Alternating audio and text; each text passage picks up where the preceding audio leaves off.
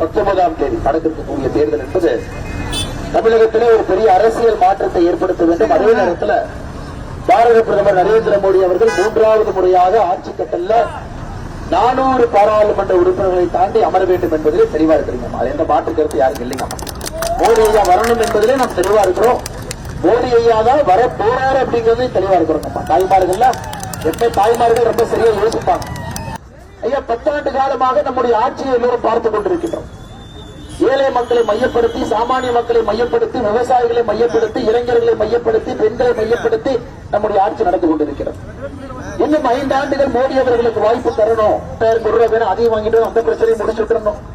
பவர்லூம்காரங்க விசைத்தறிக்கு பிரச்சனை இருக்கு, அதை சரி பண்ணணும். கைத்தறி பிரச்சனை இருக்கு, சரி பண்ணணும். இதெல்லாம் கூட மோடி அவர்கள் இருக்கும் பொழுது இப்பவே சரி பண்ணணும்.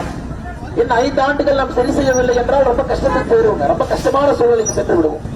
ஆனால் தாய்மார்களே, உங்களுக்கு நான் வைக்கக்கூடிய அன்பான வேண்டுகோள், இந்த முறை தேசியத்தில் மோடி அவர்கள் வலிமையாக அமரப்பட வேண்டும்.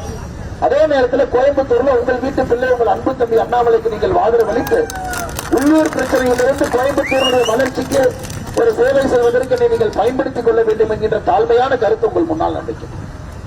பெரும் எழுச்சியோடு எப்பொழுதுமே நாம் சொல்லுவோம், இளைஞர்களும் பெண்களும் வீதிக்கு வந்துட்டாங்கன்னா அரசியல் மலர்ச்சி வந்துவிட்டது என்ற அர்த்தம்.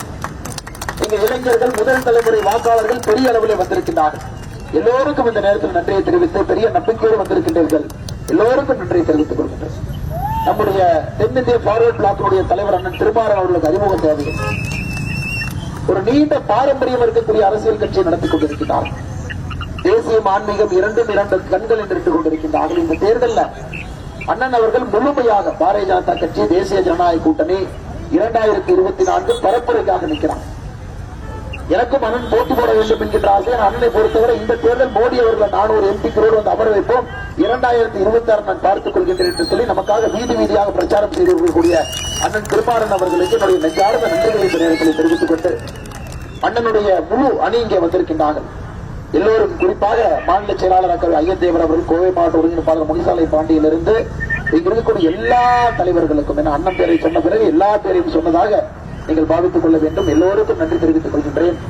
அதே நேரத்தில் நீங்க பாருங்க, நம்முடைய சசிரேகா ரமேஷ் அக்கா 18வது வார்டினுடைய மாமன்ற உறுப்பினர், எளிமையானவர், சகோதரி, எல்லோருக்கும் பணி செய்ய வேண்டும் என்று நினைக்கக்கூடியவர். செய்திகளை உடனுக்குடனும் துல்லியமாகவும் தெரிந்து கொள்ள சப்ஸ்கிரைப் பண்ணுங்க.